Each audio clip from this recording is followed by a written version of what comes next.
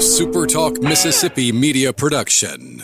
This is Gerard Gibert, and thank you for listening to MidDays here on SuperTalk Mississippi. MidDays with Gerard Gibert is on the air. MidDays with Gerard Gibert is powered by C-Spire. Power your home or business with C-Spire Fiber. To learn more, visit supertalk.fm/C-Spire. C-Spire Fiber powers SuperTalk Mississippi.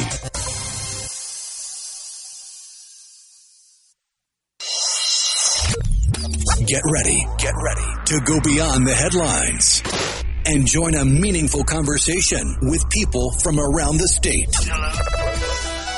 You're listening to MidDays with Gerard Gibert here on SuperTalk Mississippi.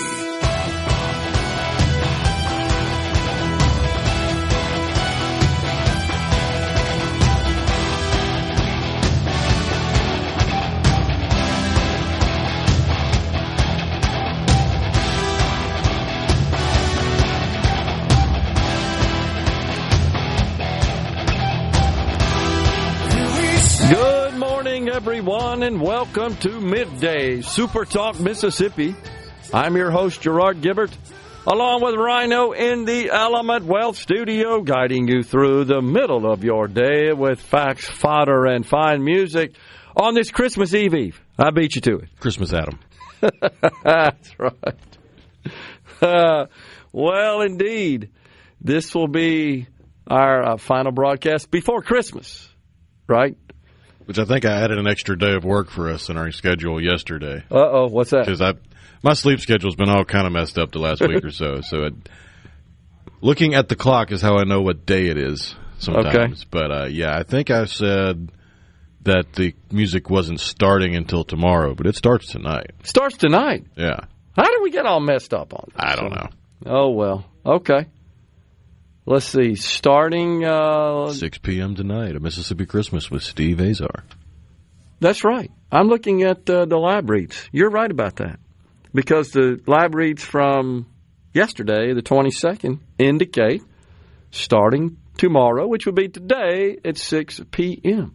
Steve will play hours and hours of Christmas classics, tunes from Mississippi artists, and even a couple of holiday tunes on his guitar.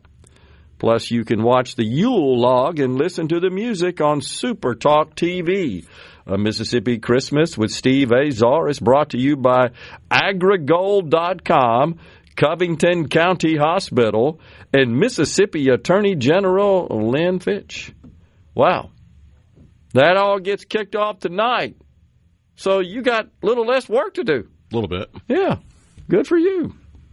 Tomorrow we will step aside as the Christmas show, Steve Azar's Christmas show, is airing. And then, of course, we'll celebrate Christmas. And then back in the Element Wealth Studio this coming Friday. Any big plans? We got the kids coming over to the house on Thursday, but laid back Christmas this year. Just relax. Just kind of step aside and reflect on our many blessings and enjoy family. Exchange some gifts and sort of take it easy. How about you? I'm going to be heading up to Tupelo and spend some time with the family and then come on back and work Friday. You got all your shopping done? Oh, yeah. Yeah. I got a little bit left. Yeah, I managed to wrap mine up. The last thing came in on Friday, so okay. I got everything done and dusted much earlier than I usually do. Usually it's like, oh, wait, it's Christmas Eve. What's still open? Yeah. Well, plenty of time, right? As we say. I caught a report from the site Consumer Bags. 29 insanely cool gadgets that are going to sell out this December. Tip, these make perfect gifts. This is some weird stuff. As the great Johnny Carson used to say, that's weird, wild stuff. Whenever I see a list for these are cool tech gifts to get, I hearken back to the Y2K era when everybody thought the new next big thing was digital pets. That's right. And they couldn't even decide on which one those were. You had the little Tamagotchi-style digital pet where it was a screen, and you were basically walking around with a video game in your pocket. Or you had the digital pet that was the little robot dog, and its little robot bone that you would put in front of its mouth, and it would get excited and do circles. That's true. And it was kind of a nothing. But it was the tech thing to buy that Christmas. We got a little robot crab that my dog just goes crazy over. It snaps the claws, you know. He just goes nuts. And it makes a kind of noise. You got to get in there and reprogram it with, I just went blank on the name. Is it Sebastian from The Little Mermaid? That's right, Sebastian. So, here are some of the tech gifts that you might find interesting. Number one, a mini guard cam. And it's just a little bitty camera that you can attach. It's got a little suction cup on it virtually anywhere. And it is, of course, Wi-Fi enabled, full HD recordings. You can connect it to some cloud storage, live feeds with a 150-degree ultra-wide angle lens. So you can get every corner day and night.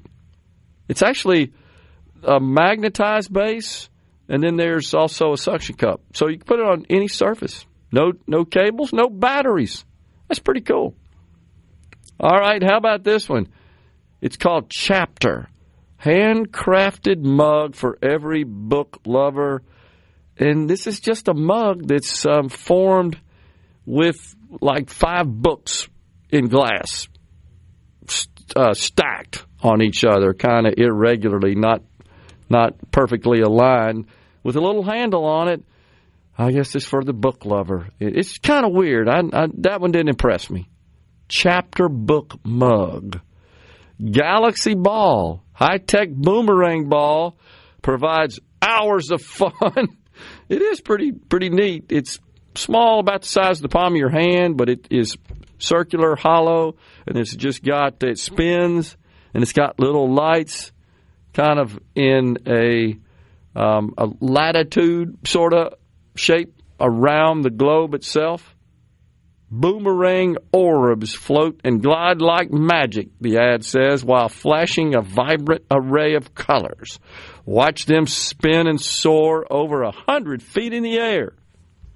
Toss them around with the kids for hours of offline entertainment.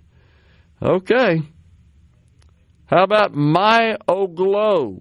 10-minute secret for smooth, sculpted arms.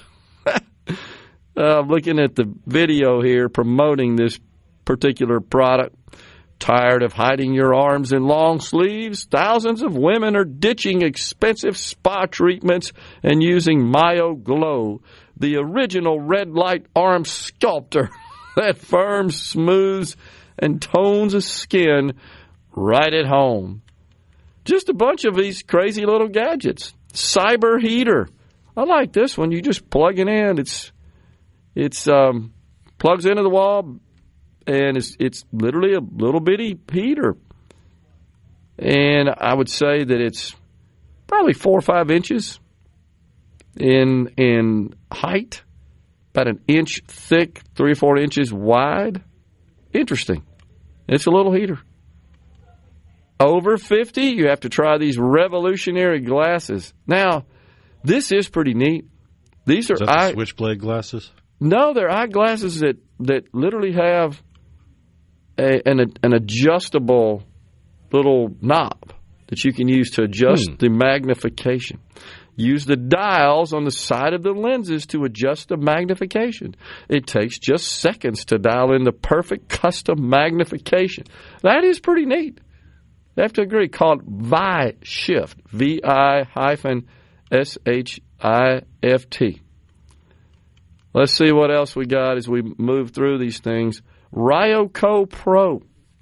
This device creates a Wi-Fi network wherever you go. Pocket-sized wireless Wi-Fi gadget. That could be of some use. You can connect up to 10 devices simultaneously. Perfect for families, they say. No contracts. That's about it. Here's a leaf blower. I actually have one of these. It's kind of handheld. They're very powerful. They battery operated, rechargeable. Turbojet air power blasts away leaves, dust, and debris instantly, cordless and rechargeable. So that is one thing that's gotten much more powerful are fans and really anything that's outputting air. Yeah. Because it seems like for 20, 30 years, nobody thought, what if we look at the geometry of the fan that's pushing this air? And then somebody started doing that, and now there's been innovation after innovation after innovation of really tiny gadgets that can push a whole lot of air. That is absolutely true. Been massive improvements, and especially considering they're battery operated. You wouldn't think they'd be that powerful like the gas blowers, and they're not in that league, but just for quick cleanups, it's pretty convenient. Charge them up, hold it in your hand, kind of the size and shape of a pistol, essentially, and it's got a pistol grip on it. It's pretty neat. I like it. Well, we're in the Element Well studio on this Christmas Eve. We've got Bob Getty, the host of SuperTalk Eagle Hour, talking about the University of Southern Mississippi playing in the New Orleans Bowl. And then we got Jay Lake cutting in the final segments of each hour. Coming right back.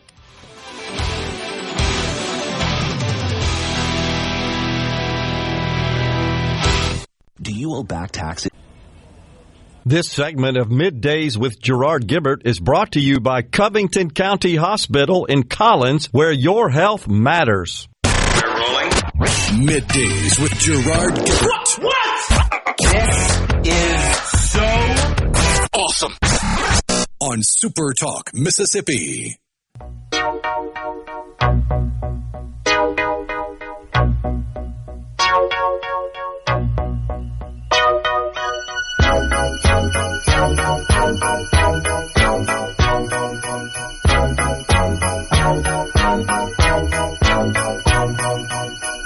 The mood is right, the spirit's up, we're here tonight, and that's enough.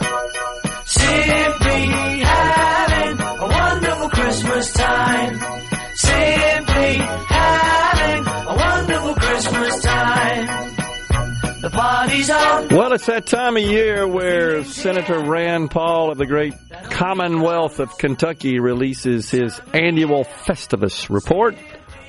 Oh, there's some doozies in there, too. Gee whiz. Paul said, no matter how much taxpayer money Washington burns through, politicians can't help but demand more.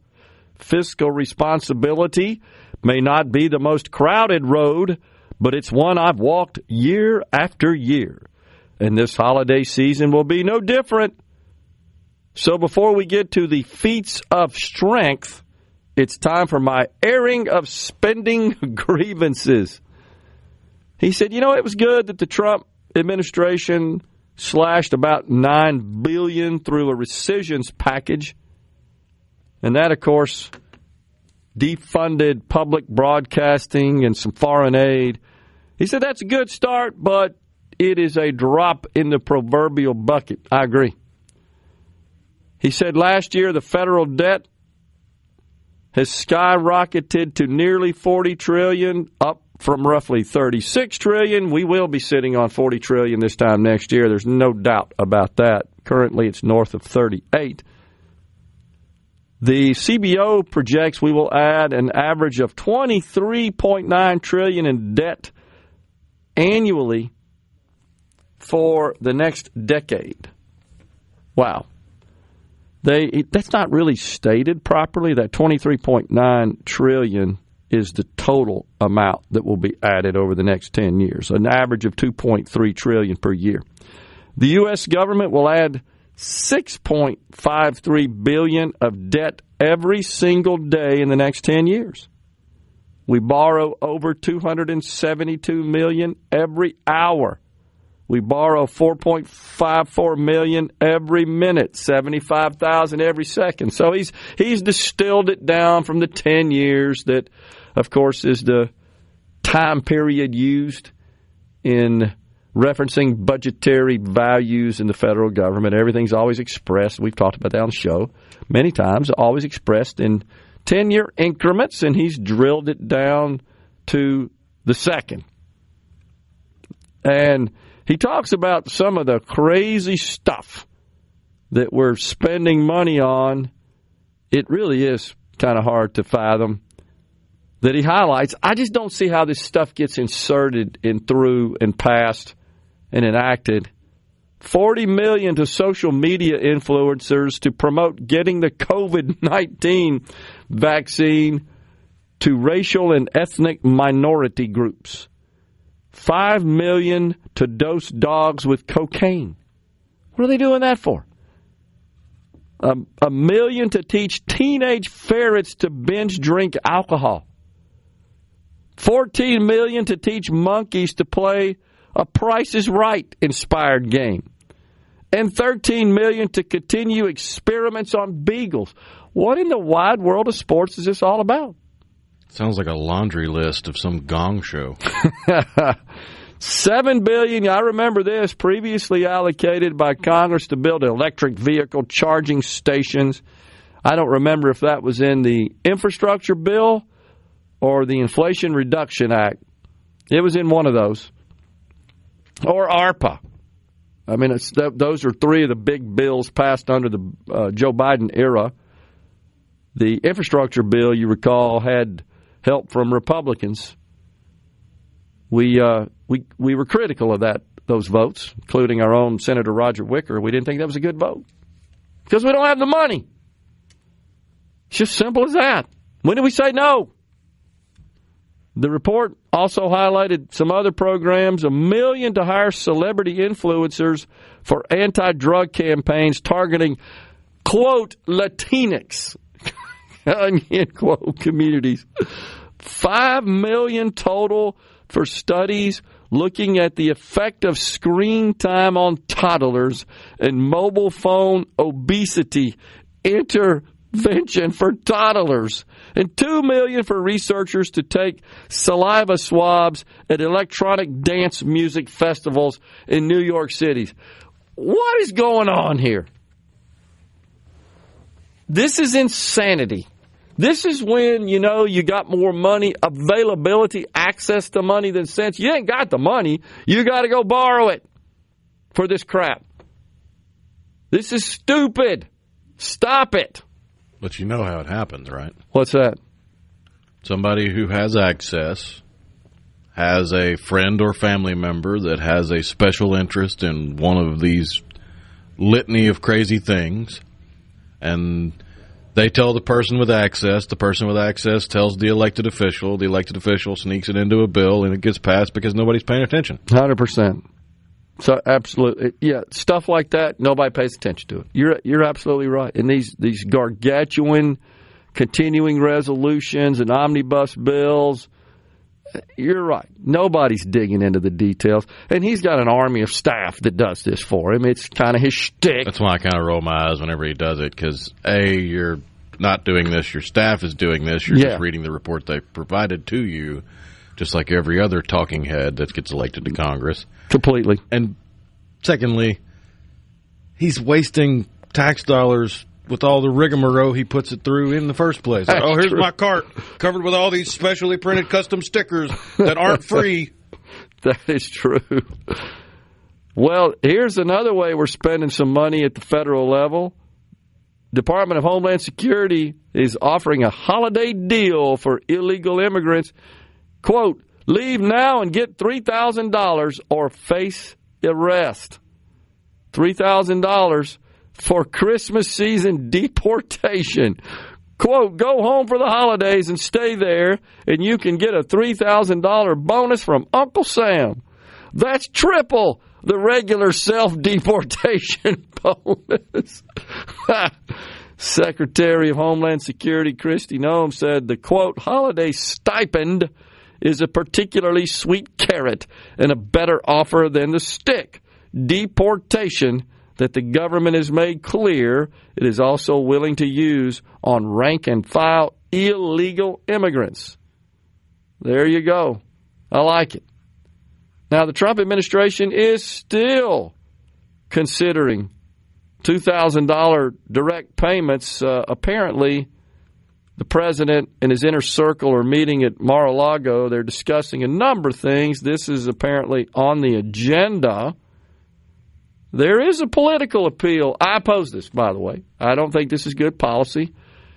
First and foremost, because, once again, we ain't got the money. I mean, you can point to the tariffs, and there's no doubt that the tariff revenue has increased under this president because of the tariffs that he has imposed.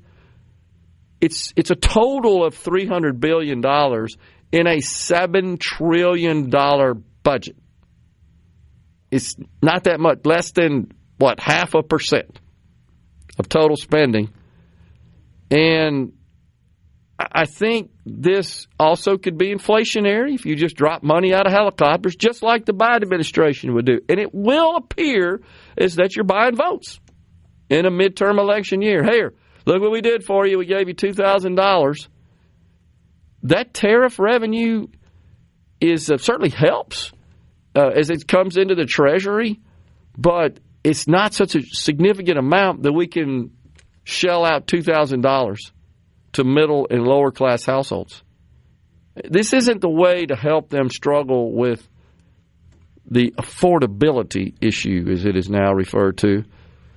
The good news is the GDP report just came out this morning, and it shocked. U.S. GDP surged 4.3% for this quarter. It's amazing to me that even though polls show consumer sentiment is down, they're still spending money. What I haven't researched is, are they borrowing money to spend? Shows even in the face of negative consumer sentiment and a softening job market. We have a $30 trillion economy, which started out on fairly solid footing, but the economy now firing on all cylinders. About half of that growth comes, you got to be honest, from AI infrastructure spending, a lot of CapEx. Exports up somewhat as well. Government spending up, all that figures into GDP.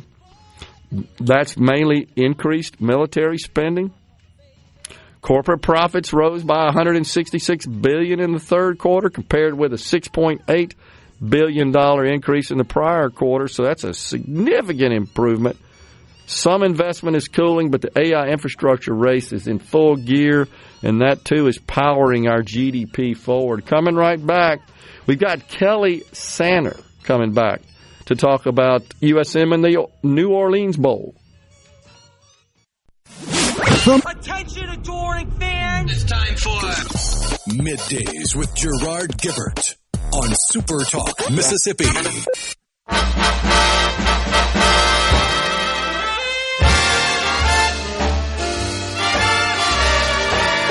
Magnolia trees at night, sparkling bright. Fields of cotton look wintry white. When it's Christmas time in New Orleans, a barefoot choir and prayer fills the Welcome air. back, everyone. It is Middays from the Element Wealth Studio. We welcome now Kelly Sanner. All right, Kelly, USC. What's up, Gerard? What's going on, big man? So we got Southern Miss playing in the New Orleans Bowl. This ought to be something. Hey, to the top, babe. Tell us about that. To the top. Yeah, absolutely. Well, kick off 4:30 this afternoon against Western Kentucky, which is an old Conference USA foe. So these two schools know each other pretty well. Tyson Helton, the longtime coach at Western Kentucky, is certainly familiar with the Southern Miss program. Yep. But the question is, which Southern Miss program? Is it the Charles Huff program, who's now in Memphis, or the Blake Anderson era, which I guess officially begins today? But Western Kentucky has struggled a little bit against teams with mobile quarterbacks, and we're told that Braylon Braxton for Southern Miss is 100% and good to go. So I think that would probably bode well for the Eagles, but they'll play the game for sure. Yeah, I mean, this is always the way to end the season on a high note and get offset for next year. I think it's always a value in the recruiting process, the retention of players, don't you think? I think it used to be, but with the retention of players now, they just want you to shake their hand with a bunch of money in it. That retains players more than anything now. But and I really worry about the future of bowl games because it really does seem to be like that now. It's the whole landscape of college football has changed. But for Southern Miss, for sure, the New Orleans Bowl, of all the choices that were out there, made the most sense because Southern Miss fans, I'm telling you, they'll go to New Orleans. They just need an excuse to go to New Orleans. Sure. And they will be out in full force, I'm sure. They weren't going to go to Boca Raton. They weren't going to go to Birmingham or Mobile or Montgomery or any of these other places. So New Orleans was a good place for them to be. I told Tulane, if you're going to continue to play Southern Miss, just have the game every year in New Orleans. New Orleans Eagle fans would be happy with that. Yeah, I think it's fair to say Mississippians in general love visiting the city of New Orleans. There's a lot to do, and there's such a clash of cultures with traditional Mississippi, conventional Mississippi, and I think people just enjoy that sort of change of pace. And of course, maybe the best food you can get anywhere in the country, in the city of New Orleans. The food is excellent. The people that I hang out with, Gerard, they'll grant you the food, but there's also some things to drink. They do drink down there as well. So I'd imagine the Southern Miss fans who wouldn't otherwise do that will probably imbibe a little bit, as part of the holiday season. But New Orleans too is close enough to where if you do have children or whatever and want to get back after the game, you can still do that and not be ridiculously late. Yeah, that's a good point. So what do you expect? What do you expect? What's your outlook for the game, the matchup?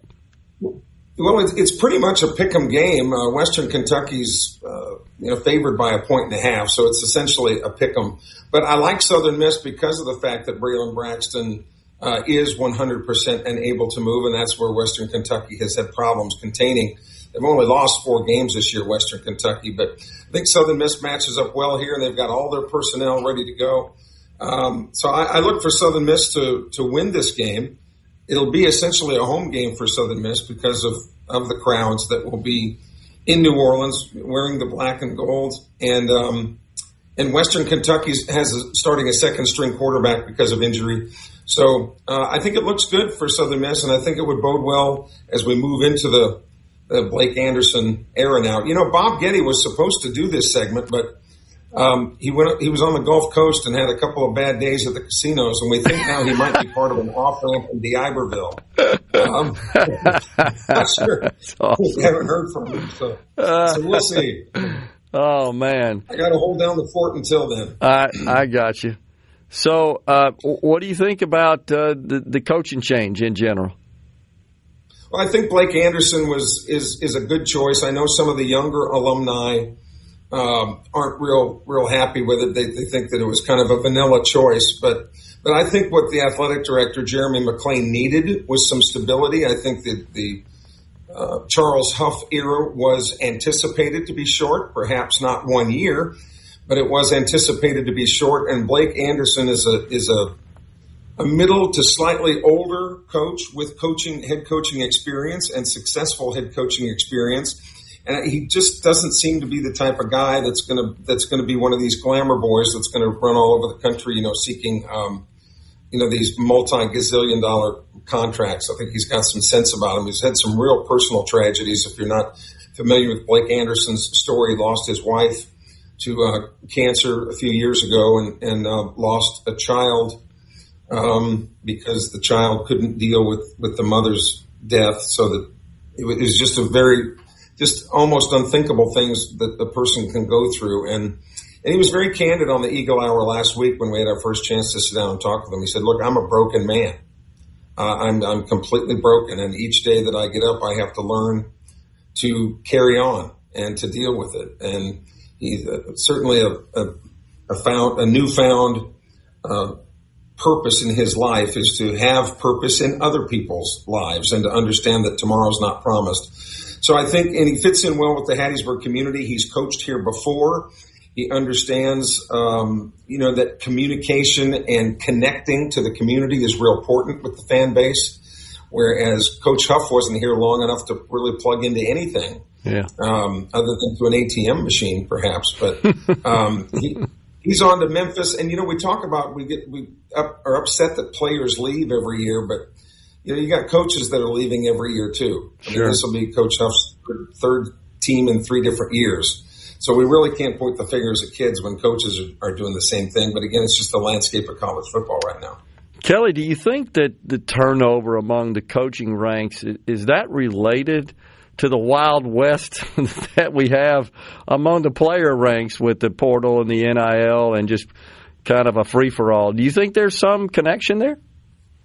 I definitely do. And Charles Huff, brought in 21 guys from Marshall that started on the Southern Miss team. Now, they graduated 30-some players, so obviously they're not going to be able to follow him to Memphis. Right. And because Blake Anderson was the offensive coordinator at Southern Miss last year, he doesn't have players from a former team that he coached because he was with Southern Miss last year. They only signed 9 guys out of high school. And they're going to be very busy in the transfer portal. And I just think, unfortunately, Gerard, this is the way it's going to be for every sport in the future. Jay Ladner, the basketball team at Southern Miss, has had complete turnover each of the past 3 years. It's difficult to develop any kind of relationship with these players when you can't even pronounce their names half the time now because there's a lot of foreign influence, a lot of foreign players coming here. And it's gotten us older folks a little bit sour on all of college athletics right now, speaking generally, of course. But the younger alums, the 23, 24, 25-year-olds, they're used to it because that's now what they are being raised in. Yeah. This is all they've seen is the transfer portal and money and all those sorts of things. But I do know that there are discussions with some schools now that they are actually going to make players sign contracts, if you will, that say, look, if you're not going to play in the bowl game, then you're going to be financially penalized for whatever we're giving you. Because that was the thing, too, is players say, well, season's over, I'm going to go prepare for the NFL, or I'm going to get into the transfer portal and move on to my next school. And, some schools didn't even play their bowl games this year. Notre Dame opted out, Iowa State, there were like 10 schools that opted out of bowl games. So that's not good. That doesn't bode well for the future of the bowl schedule either, as we talked about earlier. I think the contractual provision there is perfectly fair. I mean, because let's be honest, Kelly, it's a business. You're becoming a party in a business transaction. So having contracts with conditions incorporated in those contracts is the way we do business. You want to play in that game? Okay, well then here are our conditions for you to receive this compensation. And these guys are old enough; they're adults. Yeah. So you want to be with the big boys. You got to sign papers like the big boys do, yeah. And it just makes financial sense. If the NCAA is going to let this thing run rampant, then the schools are going to have to take things upon themselves, right? Because it's just not sustainable the way it is. I'm surprised that Rand Paul didn't have something that you were talking about earlier in here to deal with all this, because it's a mess. Yeah, it is a mess. It is, and I'm not in the court that would like to see the Congress take action here. I certainly hope that we can do something without government intervention, but there's a lot of talk in Washington about intervening. Well, isn't that always the case? And probably when you take one single group of people who have proven their ineptitude at managing anything financial, totally. It's the federal government. 100%. Yeah, so you hope that these colleges would come to some sort of, because it's just not sustainable. Either that or the Power Four and the Group of Five have got to break away and just have their own parties, so to speak, where the playing field financially, if nothing else, is a lot more level. Yeah, I totally agree. And that may be where we're headed. Kelly Sander, host of the SuperTalk Eagle Hour, has been our guest here on Middays. Southern Miss to the top tonight, baby. Appreciate it, Kelly. Thanks, man. Merry Christmas to you. Same to you, Gerard. Kickoff 4:30 on ESPN. Sounds great. Folks, we're coming right back with Jay Lake, the owner of Carter Jewelers. Stay with us.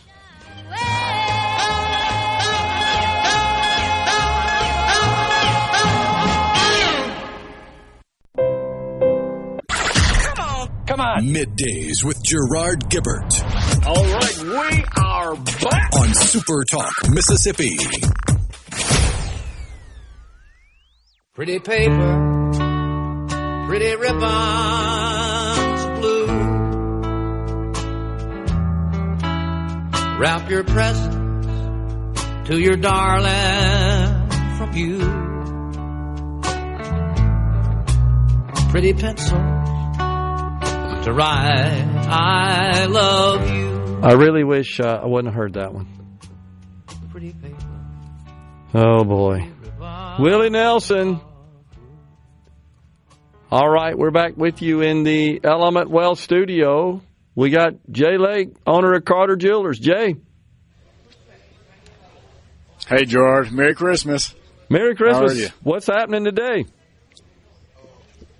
Oh, this is the last day before Christmas until 5 o'clock today. We'll be closing at 6, so if you get in here about 5, should have plenty of time. Still, when lots of people come in, they can't believe the selection we have. People have never seen this size of selection. And the prices, they say we have the best prices. Like I was telling you the other day, I sold a 1-carat total weight necklace, 14-karat gold over 7 grams. That it was a closeout from Isabella Prada. They had it retailed at $8,200. I sold it for $1,000. And lots of other deals like that. 0.80 carat diamond stud earrings, I sold for $875. Lots of great deals and a massive selection of engagement rings. And you can come in and get pre-approved online, CarterDiamonds.com. No credit needed, bad credit, don't matter. 18 months interest-free for if you got good credit. And we have layaways, 10% down, 12 months interest for birthdays and anniversaries and things like that. So, come in. We still have lots of diamond hoop earrings, tennis bracelets. Tennis bracelets have been pretty hot this year. We've got a lot of good deals on those. And real heavy gold pieces, fine quality diamonds, near colorless, flawless to the naked eye, pearls, pendants, watches. We can size your ring. Probably not going to be done before Christmas. But if you buy it here, it's you might have a chance. But anywhere else you can come in, it's going to take about 2 weeks to size them. And we have watchmaker. You can size your watch. We have lots of Seikos for sale, and we can fix them. Which is a full-line jewelry store downtown Jackson, corner at High and State Street, 711 High Street, and phone number 601-354-3549. And again, our website, you can pick out your loose diamond on the website. We got thousands of diamonds on there. You can custom design. If you get engaged, you can custom design on there. Great prices on there, and we also have lots of other items on there too as well. You can order online on the website, CarterDiamonds.com. But we have more selection probably in the store, 7,000 square feet, mostly diamond merchandise. We have some silver ones starting at $100 or less, and what else we got? We got front door parking, free gift wrap. We got a few more hours left, but how's the traffic been today? I can hear lots of activity in the background there, Jay. So you must have some folks in there making some purchases. Yeah, some of the guys will get started shopping today. The early shoppers coming in early, but men are getting it done today, and we'll have it even put under the tree. Looks amazing with the gift wrap we do here at Carter Jewelers, downtown Jackson. And we also have the one in Vicksburg. I keep forgetting about Vicksburg. It's in Pemberton Square, right next to the Kroger down over there. They have a good staff over there, Ginger and crew. Really good people over there in Vicksburg. If y'all are over there, go see them. And I think they're open until 5 or 6 today as well. And of course, we'll be closed tomorrow. But we'll be back open Saturday at 10 a.m., 10 to 5 on Saturdays. And so if you want to come in, get your ring sized, watch size, whatever you need, come in, buy something. Our exchanges, you got 30 days on the exchanges for the jewelry or anything else. We've been here since 1849, Gilbert. Gerard, we've been 1849, the oldest business in Jackson, and one of the oldest jewelry stores in the nation. 1849, we've been doing this, and the only people I've seen that are older than us are some of the churches, Presbyterian Church and the Jackson Police Department. Wow. So it's it's been a long. I'm the fifth owner of the store. Wow. My dad was number 4. Yeah, and he came in for a few hours yesterday to help out, and good family business. I've been doing it with him since I was in high school. He been teaching me and grew up with it. Went to college at Alabama, trained at marketing and management, and he's taught me how to negotiate with the vendors. He'll spend hours with them trying to get the best prices with them. Gotcha. He'll hand select them. So really good quality. We always try to pick the best pieces for you. All right. Jay Lake, Carter Jewelers. We'll be back with you in about an hour, Jay. Thanks for joining us to wrap up hour 1 of Middays. We'll talk to you in an hour, Jay. Thanks, man. Thanks, Gerard. We're coming right back in the Element Wealth studio after Fox News and SuperTalk News.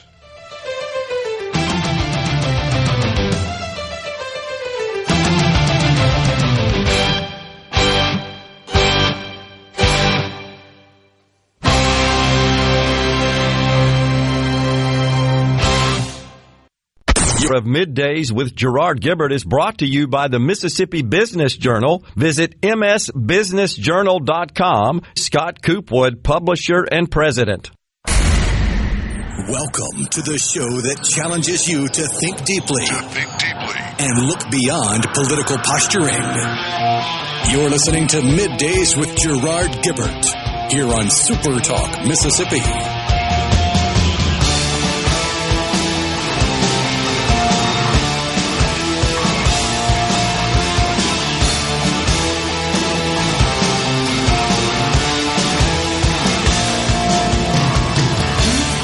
Welcome back, everyone. It's hour 2 of Middays from the Element Wealth studio. Go to myelementwealth.com or call 601-957-6006 to let Element Wealth help you find your balance between income growth and guarantees. Just a quick check of the markets today. It's been hopping around like the old kangaroo. On the unchanged line, the Dow up 66 points, the NASDAQ up 99 points. So all the indexes, the S&P up as well, in the green today, but on kind of light trading, to be expected as we approach Christmas. Wanted to pass this on. We, of course, appreciate Kelly Sanner coming on the program. Does an excellent job for Southern Miss in the SuperTalk Eagle Hour. And that's a friend passed on a letter that's being distributed by Southern Miss head baseball coach Christian Ostrander, and it concerns the Bradford family. And the Bradford family, see, it's kind of small here. I'm going to pull it up. But this is an ex-player of Southern Miss and also a graduate of the university as well. And kind of sad news to report there that they recently had a child, and this child is soon to be a year old, has been diagnosed with a brain tumor. Case, K-A-S-E, the child's name, has been admitted to St. Jude Children's Research Hospital. Keller and Mackenzie Bradford are the parents. Keller, member of the Golden Eagle baseball team for the years 2017 and 2018. Returned to Southern Miss at 22 as the director of baseball operations. 23 was promoted to assistant coach. So head baseball coach Christian Ostrander is appealing for some financial assistance. There's a donation page, and there's also a Venmo at Southern Miss-baseball, with the memo being Bradford family. So just wanted to give some attention to that on this day where Southern Miss is playing in the New Orleans Bowl in the Superdome at 4:30 this afternoon. Really sad news to report there on Keller and Mackenzie Bradford's infant who has been diagnosed with a brain tumor. Man, you just never know. So want to pass that on. If you feel compelled to help, I'm sure you could Google that and find it. But there's a link where you can donate. I'm going to do that sometime today as well and provide a little assistance. It's the least we can do for someone in such serious need. Appreciate my friend passing it on. While we're on that subject, former Senator Ben Sasse, man, he has been diagnosed with terminal pancreatic cancer, stage 4. Sad news, and he basically reported that I'm dying. That's what he said. He said on X, "This is a tough note to write, but since a bunch of you have started to suspect something, I'll cut to the chase. Last week I was diagnosed with metastasized stage 4 pancreatic cancer, and I'm going to die. Advanced pancreatic cancer is nasty stuff. It's a death sentence, but I already had a death sentence before last week, too. We all do. I'm blessed with amazing siblings and half a dozen buddies that are helping out and praying for me." So, sad news to report there. Ben Sasse, former United States Senator, diagnosed with terminal pancreatic cancer. You know, that's really a tough pill to swallow this time of year. He's 53 years old. That's just bad stuff, isn't it, Rhino? I mean, that's like the one that seems to be just go unnoticed, asymptomatic, and then boom, all of a sudden something weird happens and you do some scans and your pancreas is eaten up with cancer, but more importantly, it seems to rapidly grow and metastasize. It's, I would argue, the most deadly form of cancer. Honestly, it's the one that there's some taking a lot of people from us. If I'm not mistaken, it's what took Aretha Franklin from us. It's what took Alex Trebek from us. True. I think Alan Rickman fought pancreatic cancer before his passing. The great Pavarotti fought pancreatic cancer. I mean, I think it was even pancreatic cancer that ultimately took the life of Supreme Court Justice Ruth Bader Ginsburg. That's right. She, of course, was on up there in age, but Steve Jobs. Man. Patrick Swayze. Yeah, that's true. Patrick, and both at young ages, right? In their 50s, I believe. So, and he's not sugarcoating it. It is horrific because it will just eat you away. And that's the sad part about it is you hear these names and you have pictures in your mind of them and their full vigor, and then you see pictures of them from their last few weeks and months alive. Like the pictures of Steve Jobs and Patrick Swayze before their passing are just horrific. Yeah, because those were two individuals that had distinctive profiles, just bigger than life. And, of course, Swayze, very athletic and a dancer, very talented actor as well, recording artist as well. I mean, and you just think about him just being a picture of youth, right, and strength. And Jobs is kind of that sort of nerdy tech guy, with his little granny glasses and he was soft-spoken. Skin and bones before it took him. Gosh, he was nothing. And you remember he famously said, right when he knew that the time was drawing close, it's almost as if he had some vision of the other side. He said, "Oh, wow." Remember that? And nobody really knows, but it just kind of indicates, does it not suggest, implies that's what was going on as he was making that cross into the pearly gates. But, yeah, I know there's a lot of work being done to hopefully cure or at least slow down pancreatic cancer. It's a tough one. I've seen recently some reports, perhaps some breakthroughs on the use of light therapy to kill cancer cells. A lot of promise there. And, once again, utilizing all the innovative tools that are being created, you can't argue, being driven by AI to a great extent because of artificial intelligence ability to just sift through all sorts of data and information into something that's meaningful in their efforts to find cures. So, Good stuff. I'm running across, while we're talking about that, more and more of these, because you know how the algorithm works, these sites that are just big-time protesting data centers. And again, I just got to point out, you fools are using data centers to protest what you're protesting. It's like makes no sense.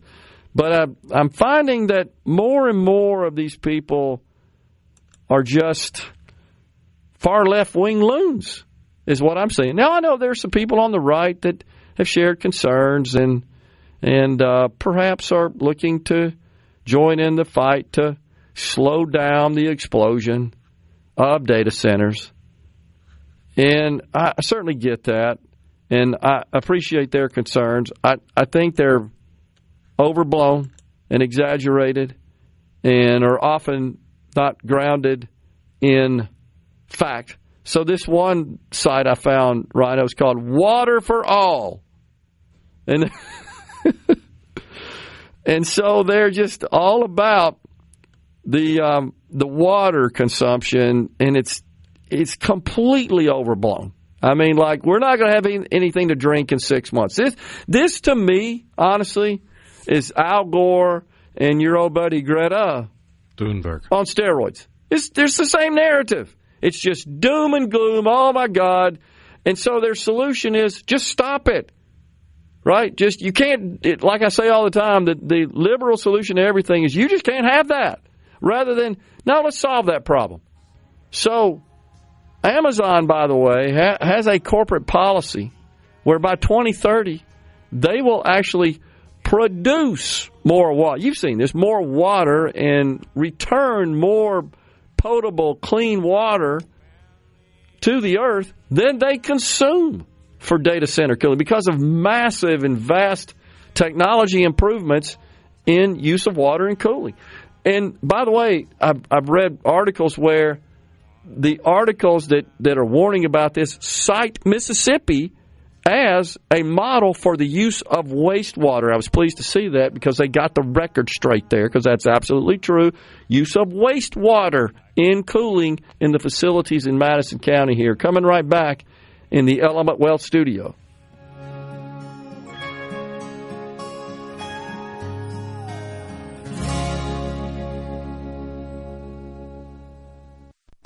The best.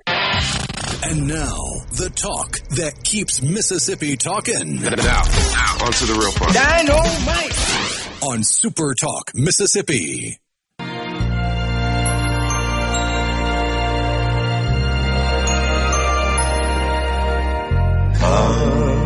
They told me, bum, a newborn king to see, bum. Our finest gift. So this anti-data center site, just reading the comments, man, where did we fail in American education? That some people are, they're just oblivious, and that look, that's fine. You know, I'm not saying everybody should be an expert on all this stuff. It's not their deal, but wouldn't you think you'd try to? This is a rhetorical question. Try to educate yourself a little bit before you open your mouth. No, that's not what we do.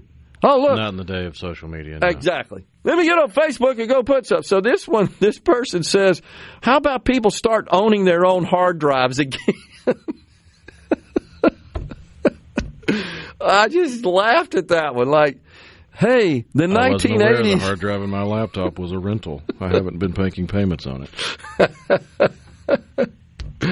They're going to come repo my hard drive. Oh, boy. So the one of them says, human survival should never compete with corporate infrastructure. Oh, gosh. We're not talking about Mad Max here. Actually, one of them does say that. Oh, goodness. They absolutely did. Let me see if I can find it on here. They made some comment about yeah, we are living in a Mad Max movie is what they said. Oh, gosh. Man, oh, man. Run Bartertown. They need to pay all the cost and not leave it to the taxpayers. Oh, my gosh. Oh, man. It's like no one's ever seen Waterworld, is what one of them said. Don't think they've seen Waterworld. Exactly. Here's you another had all one. the water you needed. You just couldn't drink it. That's exactly right. This is the inevitable end of us. Has been disputed for years. Being in the fourth quarter of my life, when I see the ref, I'll be disputing the flag thrown. Wish me luck. What is that? That sounds like a bot. Oh, again, man. You get some of these boomers on the internet, and what they say sounds like a bot because what they're saying doesn't make any sense. Oh, my God. You're right about that. Good men will do bad things to the infrastructure before having to compete for water with man. Oh, man. So, data centers need to be heavily regulated, and the companies using the data centers need to own and pay taxes on the properties and pay for the utilities and incur penalties for overuse of water. You are clueless. You have no idea what the heck you're talking about. Welcome to the internet. Oh, my gosh. Nobody asked for these. Why the sudden need to have so many more of these popping up everywhere? So you can type your comment, you stupid idiot. I get frustrated with this. How could they be this clueless? How could they be this dumb? This person finally does says, well, obviously, I'm using it right now. I was using it 20 years ago when gigantic data centers weren't taking over our water, land, adding even more pollutants. The last thing we need. Well, then stop using it. Disconnect. Get rid of your mobile devices, your computers. Don't drive on cars, fly in airplanes, use the bank. Everything you consume, it's got a data component to it that's flowing through these facilities. And if we don't do it, China will surpass us. And if they do it, we'll all be saluting the sickle and hammer flag. That's what they want. You kind of wonder sometimes if they're not involved in some of this rhetoric, if they're not driving it. I'm serious about this. They know. Considering they're bold enough to send their people over here with biological weapons and act like nothing's wrong. Right. Totally true. It's really not a stretch to think you got a bunch of Chinamen in a computer lab over there with a wall full of phones just, here's what my American voice should say. I think that's right. I really do question whether or not they're behind the scenes. And this other argument, well, they don't provide a lot of jobs. No, you're clueless.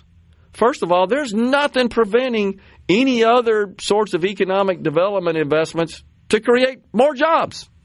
The data center's it's not a data center or a Walmart, for example. That never comes up. I've seen people say that. Well, they should have built a Walmart there. Well, nobody's telling Walmart they can't. It's not, well, we can have a data center, but we can't have a Walmart. That decision never crosses the desks of decision makers. That's a dumb argument. Here's what they don't consider, though, Rhino. The physical building facility itself, it's true, may not need a whole bunch of people relative to the size of the building. Like a more conventional, not modern factory, a more conventional distribution facility, not a modern distribution facility. All of those are being automated as well without a bunch of people working in them. But the bigger thing is Temu in China, where it's just a throng of people throwing boxes around. That's true. Making slave wages on top of that. Here's what they don't think about is the services produced in those facilities. The economic impact it has. Not necessarily in the building. That's because people only think about the building. They don't think about what's getting exported, distributed, consumed by the users that are connected to all those buildings and all the jobs that creates.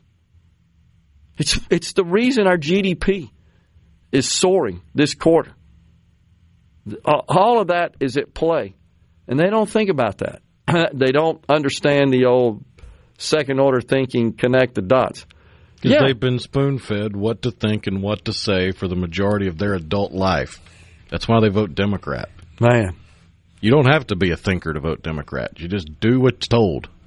Yeah, by so people true. That are dumber than you are. I don't know why Democrat voters keep taking advice and keep voting for Democrat elected officials when it's obvious to anybody with a brain that just about every Democrat official, when their lips are moving, they're lying to your face.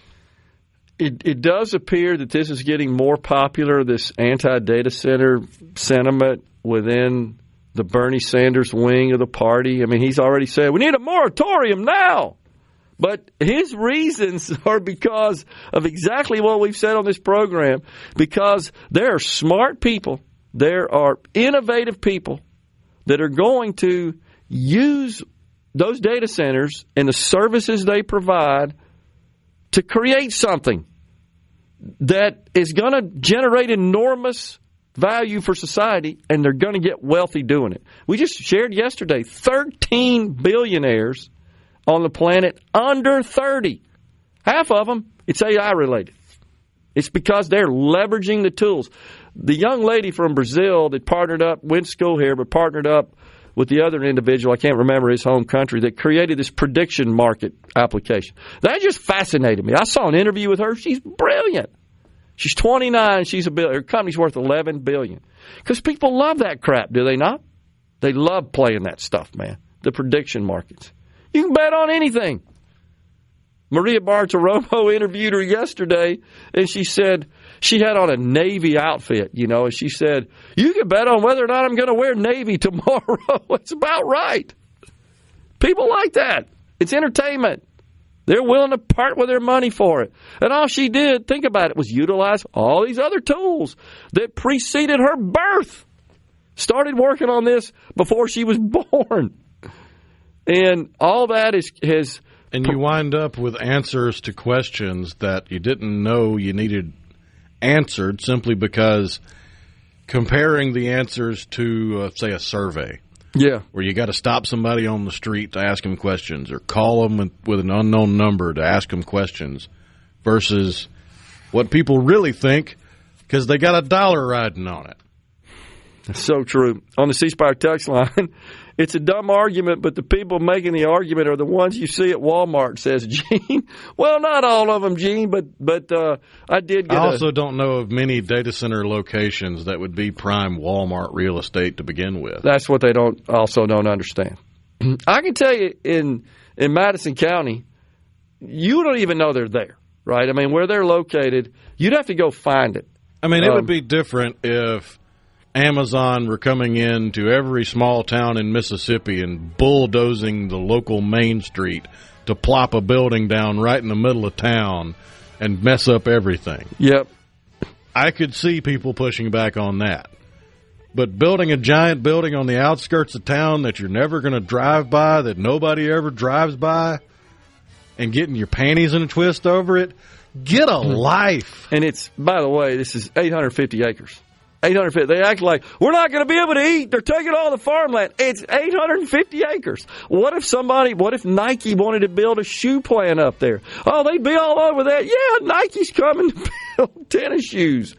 It's ridiculous fear-mongering that's not rooted in fact. But there's a ton of useful idiots on the planet. Coming right back.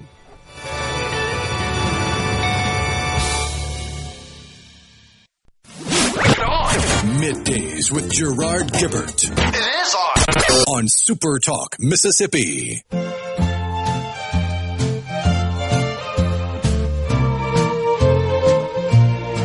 Sleigh bells ring, are you listening? In the lane, snow is glistening, a beautiful sight. We're happy tonight, walking in winter wonderland. Gone away is the bluebird, here to stay is the new bird. He sings a love song as we go along, walking in a winter wonderland. In the meadow we can build a snowman, then pretend that he is Parson Brown. Welcome back, everyone. It's Middays from the Element Well studio on the C Spire text line. Coolest Christmas present I ever got was a robot that you put oil into and it would smoke when you turned it on. Probably was very dangerous and wouldn't be allowed now, but man, it was awesome. You say that, but well, probably not for the purpose of burning oil, but they do make little model V8s now that it's a V8 engine in micro scale that you can put together and take apart and put back together, and it runs on little like airplane fuel and stuff. That's pretty cool. Yeah. Tim and McGee said, talking about Kelly Sander with SuperTalk Eagle Hour on earlier, said, is the funniest man on SuperTalk. Man, he's a good broadcaster. Wish they had a text line on the Eagle Hour. Ricky in Aberdeen says, we were talking about the transition of college football from being a situation where players played for scholarships, and I used to say scholarship, a bag of potato chips, kind of what they got. But now, of course, big money has been infused into the game, and it's all legal. Used to be illegal financial coercion. Ricky says there's no shaking hands with money these days. That's the way it used to work. They call it the $100 handshake, you know. It's right out in the open. The old days were just handshakes. So true, Ricky. It's completely changed. What used to be, of course, frowned upon and would get you in trouble with NCAA compliance under the rules now has been sanctioned and is encouraged and is wide out there in the open. Totally true. The only people to blame, really, are the NCAA for their onerous rules. No doubt about it. They're terrible. Because, yes, if you went to work for the local car dealership in your college town, you likely weren't having to work as hard as the other workers. Yeah. But you were still working a job.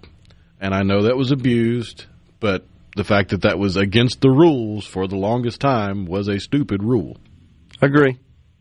The NCAA, with all of their pencil-pushing power, could have done something, but because they sat on their hands, the decision was removed from their hands. Yeah, a lot of folks probably aren't aware that a lot of these players came from very impoverished circumstances and, for example, had no wheels. So you get a stipend, you get room, you get housing, you get a food allowance, and, of course, your tuition was paid for. But that's pretty much it. That's not sufficient to sustain your college life. So that became a problem. And that was, you couldn't help. Like, if you just wanted to get food, you couldn't do that. That's illegal. Well, that's dumb. Because what they get for it, for their food allowance, wasn't sufficient to feed a hungry football player, honestly. Adam and Madison, we were talking about some of the comments on these sites that have been stood up for the purpose of opposing data centers. Oh, the irony. Yeah, it is a good one. So one of them was water for all. Another one is food and water watch. Is another one I found. And some of the crazy comments on there are just incredible. Here's one right here. I thought the data centers were building their own power grids and water-saving programs. Here's another one. Why are data centers not being taxed pursuant to the impact they have on power consumption? What does that mean? How does that work? They must be from California. Well, it just makes no sense. They should use ocean water. There's another one. That's probably somebody that's never actually spent much time near the ocean. Here's an idea. Start making data centers pay for their own water and energy. Do they think they don't? It can't be serious. And this site apparently is based in Pennsylvania. If you care about land, water, and real local jobs, please submit a public comment. And they go on to tell you how to do that. They should pay And what about all the water they use? Us paying the bills for them to use the resources for profit and not even paying taxes and threatening the water supply as you use a data center to post your stupid comment. Adam in Madison says it's better to keep your mouth shut and be thought an idiot versus open your mouth and confirm it. That's so true. Not sure who said that, but my dad taught me that. That's excellent. Mo says, Gerard and Rhino, if we are living in a movie, it would be Idiocracy. Totally agrees. CC in Senatobia, all of the social media junk is robbing people of two things, a developed personality of their own and basic common sense. I hear you, CC. To me, that's where the parents and teachers and mentors in a youngster's life have got to come into play to put things in perspective. K through 12 students on these sites blasting. Totally agree. These are gray hair people. They're Luddite boomers. There's no doubt about it. It's my generation, I'm sad to say. I agree. And look, it's like everything else. It's AOC saying we can't fly on airplanes anymore. And what'd she say 7 or 8 years ago? We got 8 years and the planet's going to be gone or something crazy like that. This is what this reminds me of. This is the same sort of fear mongering. It's all about attention and not really rooted or grounded in any fact and reality. It is possible to build out data centers and power our necessary AI future to be competitive, to solve human problems, to protect our national security without ruining the environment. It is actually possible. Like, we can drive cars without killing the planet. Hadn't we learned that? And like I said, I remember as a kid, and I know there's people out there remember this as well, the Weekly Reader, the front dang page had like a skyline view of L.A. from the hills, looking down into the valley. And it was just a cloud of smog. This was the 60s. And they'd have, smog alert days and all that sort of stuff. Don't go to school today. The smog's too bad. What happened? We invented things to solve that problem. That's what happened. People discount God empowering us with the ability to innovate and invent. And I believe He expects us to do that, to address our needs, not go backwards. How much backward do we got to go? Caveman times? They still wouldn't be happy. Oh, don't light a fire, right? You just got to freeze. Don't they get that? How much you hurt that animal's feelings wearing its pelt. That's right. So, sure, I'm not for polluting the environment and consuming all the water and driving up power rates, but I'm also not for the solution to that being, well, just shut it down. Can't do that anymore. No, let's figure it out. Let's solve that problem. We're doing it. It's happening every day. It's happening every day. That's why I'm so excited about the future. And the good thing is our president gets that. He's completely committed to this. He understands we don't do this, a vacuum is created. China, Russia, others take that vacuum, they fill that vacuum, and bad stuff happens to us if that's the case. We can't let that happen. Too much opportunity. Too much to protect. Jerry in Waynesboro, you're absolutely right. Whomever gets the HVAC contract to all these data centers can retire quickly. I suppose they are similar to this. I see jobs and more jobs. It's incredible, Jerry. You're absolutely right. And you know what else you've seen, Rhino, you know this, is that the wages for the trade jobs, as a result of this excess demand, it's driving up wages because there's not enough supply of people like Jerry refers to here to go take care and install and support, maintain the HVAC infrastructure. It is massive. You're right, Jerry. And the good news here is that there are Mississippi companies that are making generational wealth for their companies, their families, their employees.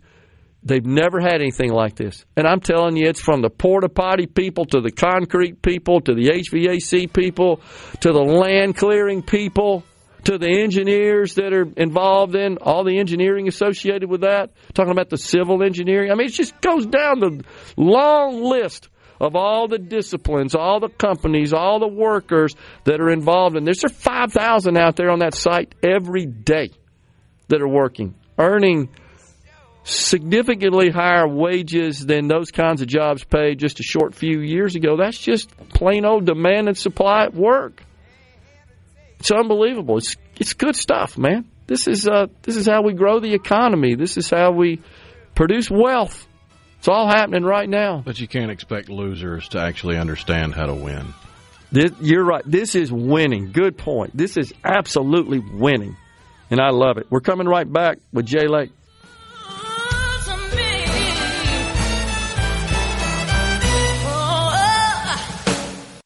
Up of Mississippi. You know what that means.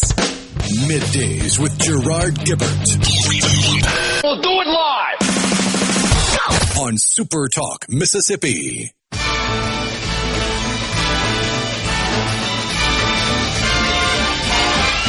It's the most wonderful time of the year, with the kids jingle belling and everyone telling you be of good cheer. It's the most wonderful time of the year. All right, welcome back, everyone. It's Middays from the Element Well studio. We join now Jay Lake, owner of Carter Jewelers. He's on site in downtown Jackson at the Carter Jewelers store. All right, Jay, what's been happening since we talked an hour ago? I hope you're selling some jewelry, man. Oh, yeah, Gerard. Yeah, my dad just told me we still have today's not Christmas Eve, that's tomorrow. So we're here today till 6 p.m. I thought I was going to ask you about that.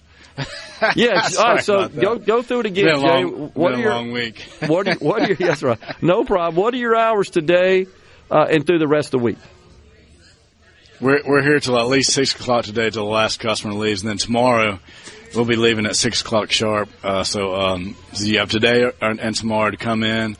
And we really do have the biggest selection of engagement rings I've ever seen at Carter Jewelers. A lot of big diamonds, custom-made pieces, diamonds down the side, really, really pretty. If you need an engagement ring, you got to come in and see what we got and see if you can find something you like. If you don't, I can find you any diamond you want, and I bet I can find you the best price of anybody else. So come in and see me. I'm at Carter Jewelers, downtown Jackson, corner of High and State Street. And if you get online, you can get pre-approved. No credit needed. CarterDiamonds.com. No credit, bad credit, don't matter. CarterDiamonds.com. Get pre-approved. And if you have good credit, you can come in, just sign your name, fill your credit app out, and you get 18 months interest-free financing. Gotcha. We have layaway if you have a birthday, anniversary, 10% down, 12 months interest-free financing. And we got a lot of new diamond stud earrings in yellow gold. I saw a .80 yesterday for $875. Really pretty diamond stud earrings. Huge selection of diamond hoop earrings. We sold a 10-carat diamond hoop the other day. It was really beautiful. Wow. 7-carat. Lots of different varieties of hoop earrings we got. And tennis bracelets. We've been selling a lot of the tennis bracelets, especially the old gold prices. The gold went up over 60% in the last couple of years. So, and especially this tennis bracelet, we've got a lot of the older tennis bracelets, and there's some amazing deals on those. We still got a lot of those left. And hoops, gold hoops, bangles, diamond pendants. We have all the different shapes: marquee, princess cut, ovals, heart, basically any shape you want. Cushion, Asher cut, emerald cut, rounds, halo, 3-stone. We got some beautiful diamonds that go around the 3 stones, like a little diamond sandwich. Is really beautiful. You got to see those. But yeah, we're here till 6, corner of High and State Street, Carter Jewelers. We'll gift wrap you, beautiful gift wrap under the tree today and tomorrow. Today till 6 p.m. And we're at Pemberton Square in Vicksburg as well if you're over in that area. Go see Ginger and Crew right next to Kroger over there in Vicksburg. And they have all the same. You can pick when you fill in your credit app if you want to do the Vicksburg store or the Jackson store. You can pick online which one you want to do. And we have huge selections, thousands of diamonds online to pick from. all the different qualities. You can custom design on our website. We have all that on the website. Our jeweler, he's been doing this for 35 years. He's amazing, and he can get it sized up for you. Maybe not for Christmas, but you can come back after Christmas. We'll have it sized in 2 weeks. And even if you bought it somewhere else, he'll still do those usually, if it's possible. And we have a watchmaker. We can size your watches if you got a new watch for your man.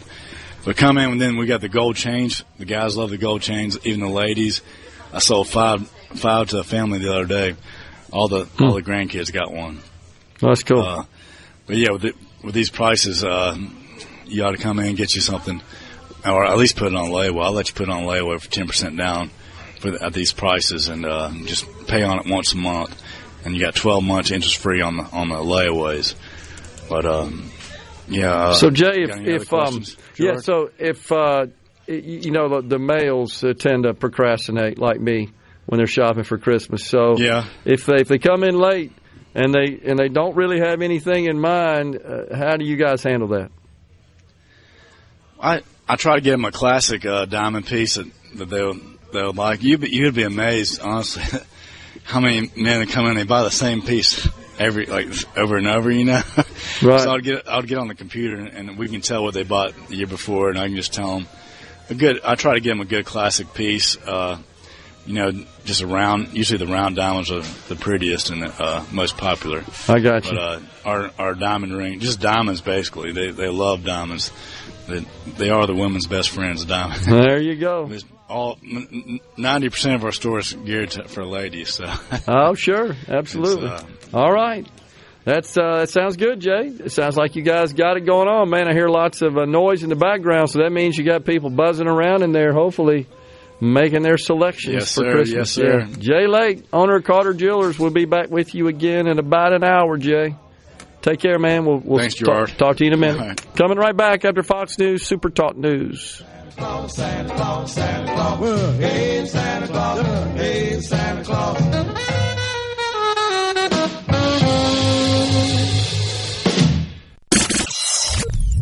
Get ready to go beyond the headlines and join a meaningful conversation with people from around the state. You're listening to Middays with Gerard Gibert here on SuperTalk Mississippi.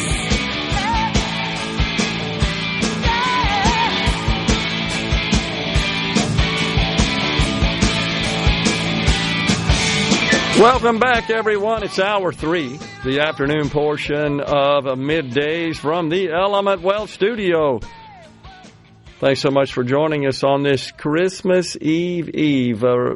Refresh the folks, Rhino, with the schedule for the network the next few days. Yeah, we got our regularly scheduled programming today until 6 p.m., and when the guys from Sports Talk Mississippi sign off tonight, we will be kicking off a Mississippi Christmas with Steve Azar, and he's going to play all your favorite Christmas songs, some you might not have heard of, songs from Mississippi artists and artists from parts unknown. Yeah. But he'll be doing that, and he'll also share some conversations with some of his friends about the meaning of Christmas, and he might even pick up the guitar and play a few himself, and that'll be playing nonstop from 6 p.m. tonight until we get things going again on Friday. So, yeah, all-day Christmas. Plus, if you are a big fan of the Yule log, all you got to do is go to SuperTalk TV. Yep. And pull it up on your TV, and we'll have the Yule log going while you enjoy the Christmas music curated by Steve Azar. Very cool. Looking forward to a couple of days off, then back with you again on Friday for a regular show. So Ty Pinkins is officially qualified for United States Senate as an independent. So the rules in Mississippi, if you're running as an independent as opposed to in a primary, which is administered by parties, you are not affiliated with a party, running as an independent, you got to go out and collect 1,000 or more certified signatures. So Mr. Pinkins has done that and has officially qualified for the 2026 United States Senate ballot in Mississippi. So we got, I think, 3, maybe 4 Republicans. I can think of 3 for sure running, including the incumbent, Senator Cindy Hyde-Smith. And then we've also got a Democrat that is running, at least one, Scott Cologne, who's been very active with the press releases. And now we got an independent. Scott Cologne just released today, as a matter of fact, an announcement, and it has to do with Senator Cindy Hyde-Smith.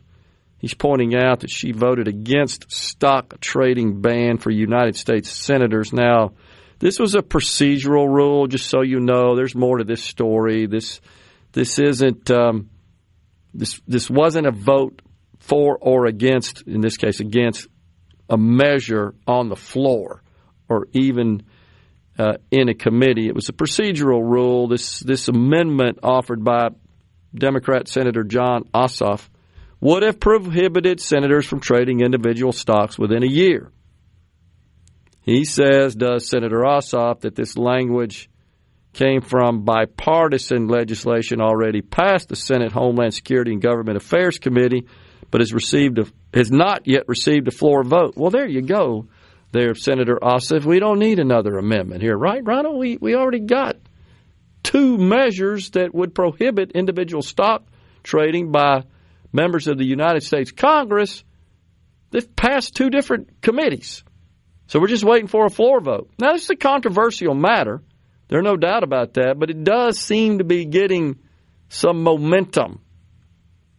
Historically, such legislation has not been successful.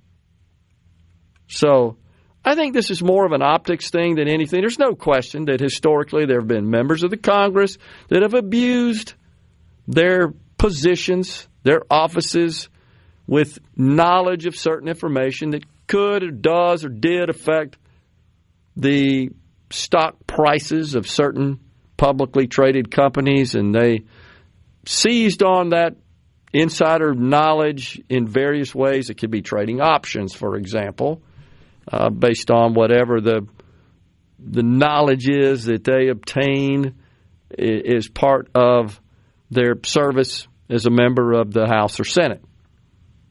I don't think, I've said this before, I don't think that's as widespread and as big an issue as it once was, mainly because we just have instant access to almost everything going on in the corporate landscape. That very little policy comes out that just has a magnificent effect.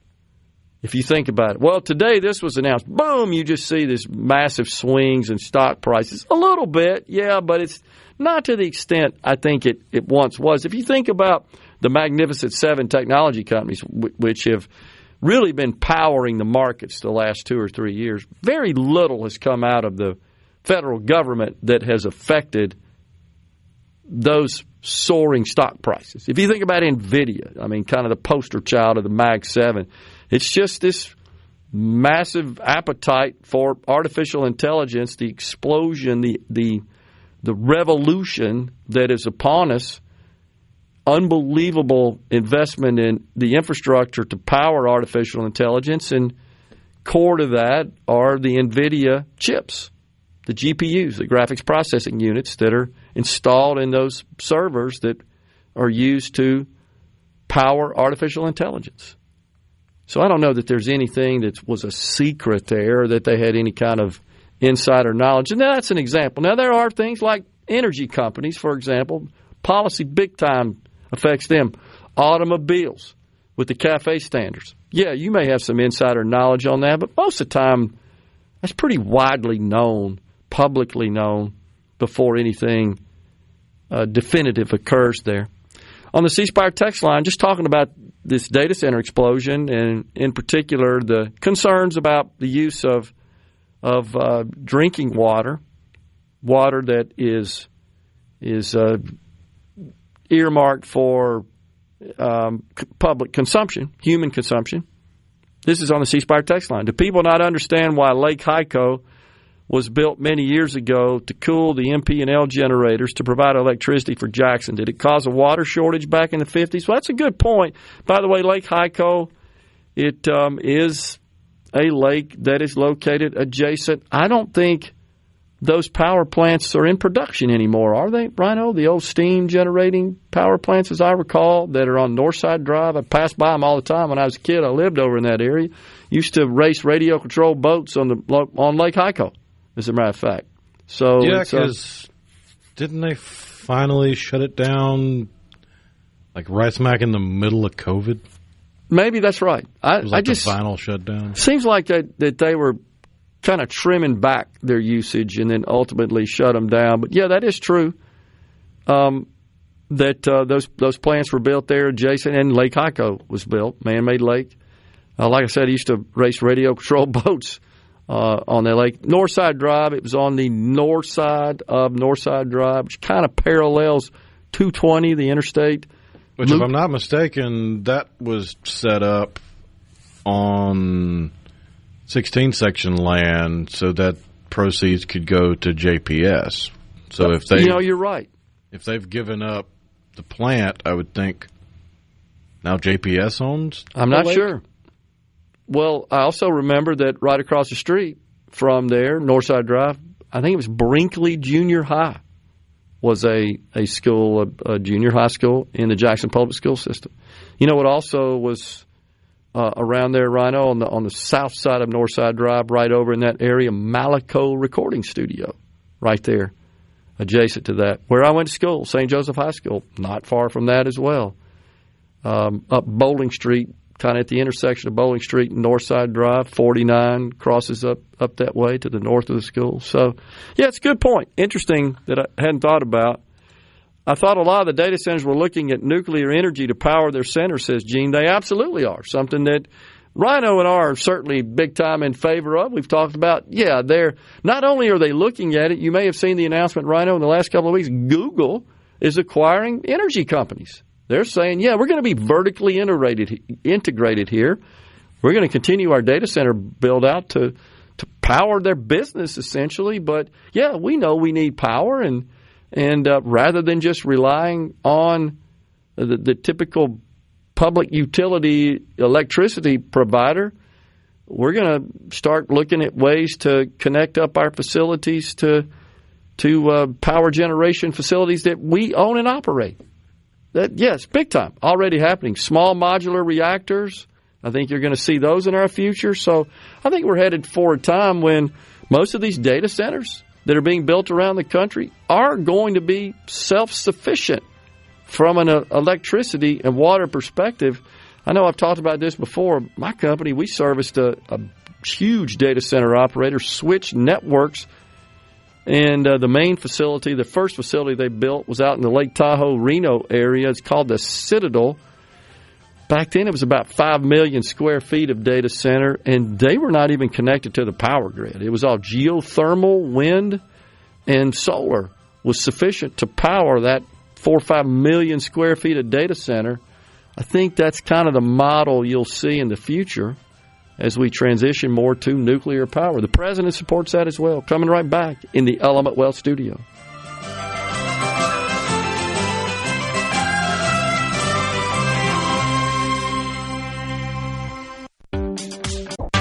Check it out. Let's do this. The talk that keeps Mississippi talking. Middays with Gerard Gibert. Let's get on with it. On SuperTalk Mississippi.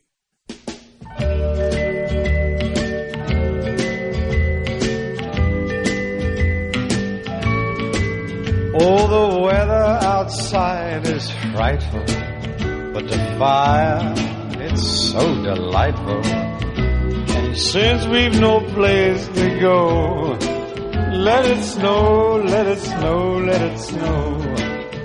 And it doesn't show signs of stopping. And I brought me some corn for popping. The lights are turned way down low. Let it snow, let it snow, let it snow. When we finally said goodnight. Yes. Good old Dean Martin there. trying to think. Did he have a nickname? I don't know why I'm thinking he did. Dean Martin. The King of Cool? Yeah, I guess that would often be referred to him. You know, he used to have a variety show. We were talking about that with Steve Azar yesterday, back when variety shows were quite popular and kind of peppered the television nightly lineup. It was a Dean Martin show. And he, of course, always dressed in his classic tuxedo. And he was jump on the piano. Yeah, jump on the piano. I'm going to go over here to the couch, he used to say. And, of course, was always smoking on TV, which he did back then. He was kind of known for always having a cigarette in his hand, right? But, yeah, really, really cool. And the joke kind of always was that he drank a lot. And, you know, in reality, he didn't. That was learned that he was kind of a moderate drinker, but part of the shtick in the act was he was always drinking. Well, in fairness, a moderate drinker at that time would be considered a heavy drinker nowadays. Could be.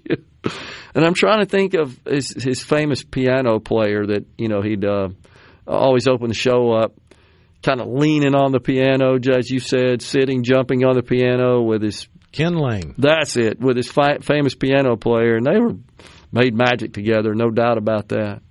One of the videos from it was going, I guess, semi-viral in the last month or so when they pulled the prank on him and put the fake piano in there. Yeah. So when he jumped on it, it just collapsed.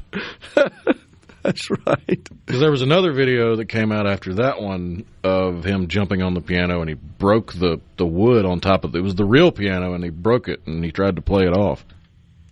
Yeah. That's pretty cool. I love it. Caleb and Starfield. Dino? That's another Dino, nickname? yeah. He was also known as that. Yeah. Well, of course, he part of the Rat Pack is how he was famously known with Sammy Davis Jr., Bing Crosby. It wasn't Bing Crosby. It was, name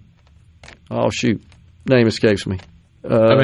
Joey Bishop. There are debates on who was in it. Yeah, like you have the key group of Sinatra, Dean Martin, Sinatra, and Sammy Davis Jr., and then you got some people that say Bogart belongs in the Rat Pack. Some people say Bogart doesn't belong in the Rat Pack. Then you got kind of lesser known to history. I wasn't around. I don't know if they were as big a name. I doubt Joey Bishop was as big a name as Sinatra, but it's argued he's in the Rat Pack. Yeah. you would typically see them together. You know, in Vegas, of course, they kind of dominated Vegas back then when they were stars of the Strip. The few old hotels there were in those days, everybody went to Vegas to see them live. Sinatra, Bishop, Sammy Davis Jr. Was Tony Bennett in the Rat Pack, or was he his own thing? I don't think he was, but, man, he was on Vegas for a long time. He was a very popular attraction. My father loved Tony Bennett, and my father was quite the talented vocalist and could sing that sounded quite a bit like Tony Bennett. He could cover him. He could emulate him. And it was not uncommon to have Tony Bennett records spinning on the old record player in my house when I was growing up. Here we go. We got, this looks like it's at the Sands, and they got the sign out front. So I guess this is about as close as you get to an official listing. Top of the chart, Frank Sinatra, then Dean Martin, then Sammy Davis Jr., then Peter Lawford, and Joey that's Bishop. Right. Forgot about Peter Lawford. Yeah. Now, okay, what's the connection there? Who was he married to? His relationship with the Kennedys or something? You remember that? Yeah, brother-in-law JFK. That's what it was. Yeah. On the C Spire text line, talking about this data center explosion, which I happen to embrace and think is a good thing, and I'm so pleased that Mississippi is participating in that. Is not the choice, Rhino. We can either just say no, and get left behind, or we can embrace it and figure out a way to do it responsibly and ethically and openly and transparently. Can we not do that? Aren't we capable of doing that? Should we just say no to progress? Sure seems like some people would. And I'm sad to say, we were talking about on the break, it's my generation. It's the boomer generation. But they latch on to narratives they see, like these crazy Facebook sites I've shared, the food and water and stuff like, well, how are you any different than the fear-mongering from Al Gore? They're the same people, though, that'll forward the message that if you don't forward this message, Facebook's going to start charging you money. That's right. You said and that's what I said. It's a gullibility. It's a gullibility that comes from coming up in a less cynical time. It's really sad. But on the C Spire text line, the company that I work for right now has some of the contracts at these data centers, and they are very complex with their own water cooling systems. Absolutely. And they're not. And by the way, the water cooling is not used year round. It's in the hottest months to supplement the air cooling. And just want to be clear, in the case of Amazon, and by the way, I found a press release where they talk about their commitment to being sort of water neutral. In other words, the amount of water that they consume, they will also return to the community where they're consuming it. And they talk about their use of wastewater, and it's pretty novel technology, honestly, that has been invented that allows wastewater to be used for the purpose of cooling these data centers. And I can share that in the case of AWS, the project here in Madison County, there is a very large line that delivers wastewater from Beatty's Bluff. Folks in Madison County are familiar with that treatment and that water repository, to the Amazon facilities. It's used in this technology that's being installed in the facilities where wastewater is converted to provide cooling. And then it's returned, what's not used, what is returned, cleaner, obviously, and in a potable condition, much cleaner than, of course, its state when it was taken in. So this is how you use human ingenuity to solve human problems. It's just saying no just seems like you're burying your head in the sand and not using the noggin that God gave us. And they've got a great white paper, if you will, where they show in really easy to understand graphical form the 5 steps for using recycled water. Nearby communities use water for showers, toilets, and other everyday use. The used water goes to wastewater treatment plants where contaminants are removed. Step 3, some of the treated water is then routed to a data center. It's exactly what we're doing. I think it's a 2-foot line being installed between Beatty's Bluff and the data centers in Canton, Madison County. AWS data centers use this recycled water for cooling equipment. Water is used to lower air temperatures for cooling servers. That's the other thing to keep in mind, you greenies. You're saving electricity needed to power the HVAC systems to cool the facility. So, I don't know. Nobody wants to dig into the facts and the reality. They just want to accept what it is, and to some extent they celebrate it. Look, I told you we're all going to die. I told you. I mean, they get some sort of perverse satisfaction out of that. But, yeah, I agree.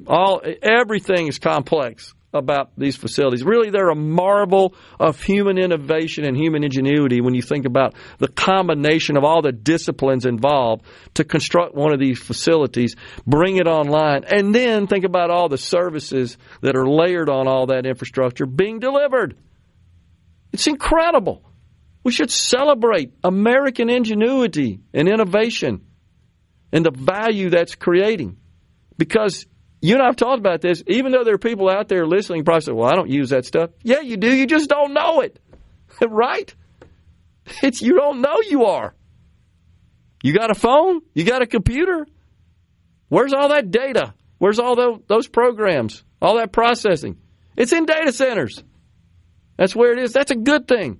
You know, in the old days, to run what we have here in this environment, you'd have racks full of stuff that you'd have to maintain and cool and support and constantly update. We already have too much of that in this environment because some of the software companies are behind, right? It's amazing to me that some of the software we use in this building has not been upgraded and modernized like the rest of the application software world has done. And you know why? Because they haven't had to. Because they don't have enough competition pushing them to do it. You're shaking your head. That's exactly what's going on here. They know they got a captive market, and they're not going to do it until they absolutely have to. We're coming right back in the Element Wealth studio. Merry Christmas. Christmas comes this time each year. Merry Christmas. Christmas comes this time each year. From Middays with Gerard Gibert. Welcome to our shop. On SuperTalk, Mississippi. Okay, now you have a good one.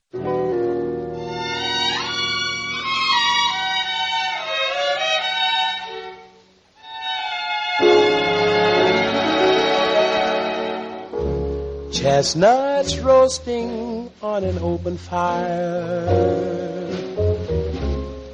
Jack Frost nipping at your nose, Yuletide carols being sung by a choir, and folks dressed up like Eskimos. Everybody knows. Folks, that is the great Nat King Cole. So I got to tell you, that harkens me back to my father. My father passed away in 1998. My father loved Nat King Cole. He would play that over and over again, and my father could actually sing. It sounded just like him. I'm not kidding. Little personal history trivia. I know I've mentioned this before, but it's been a long time. A lot of people are familiar with the old To Tell the Truth game show. And one of the regular panelists was Kitty Carlisle. Remember her? And she was from New Orleans, and every now and then she'd talk about it. Of course, you know, New Orleanians often pronounce the city of New Orleans really fast to kind of run together. It's like, Nyans. And my dad said it, my dad being a native New Orleanian. But my dad actually took voice lessons with Kitty Carlisle, the same age, roughly, from New Orleans. And Kitty, if I'm not mistaken, Rhino, she was a very accomplished Broadway star. And I think acted and sang as well. I mean, that was kind of her celebrity, right? Yeah, she was an opera singer and leading lady. I want to say it was a Marx Brothers movie was her biggest hit. Okay, cool. Well, anyhow, my father took voice lessons with her. It's pretty bizarre. But it just made me think about that when you played Nat King Cole. I appreciate that. A Night at the Opera. Okay. Was her big hit. All right. And that's, I guess, what made her famous and made her a panelist on To Tell the Truth. And that was a good show. I enjoyed that. You couldn't do that today because everybody knows everything about everybody. You couldn't show up and them not know. Oh, I guess, in many cases. But just reminiscing a bit. Well, I mean, if you still had celebrity panelists, I'm pretty sure most of them live in little bubbles, so they probably wouldn't know. That's true. Yeah. Let's see what else we got here on the C Spire text line. Jerry in Waynesboro has a really funny, good point. Okay. You want to really freak them out, let them know all the water that will ever be on Earth is here and cannot be replaced. We're virtually living in a fishbowl with a lid. It's true. Always recycled.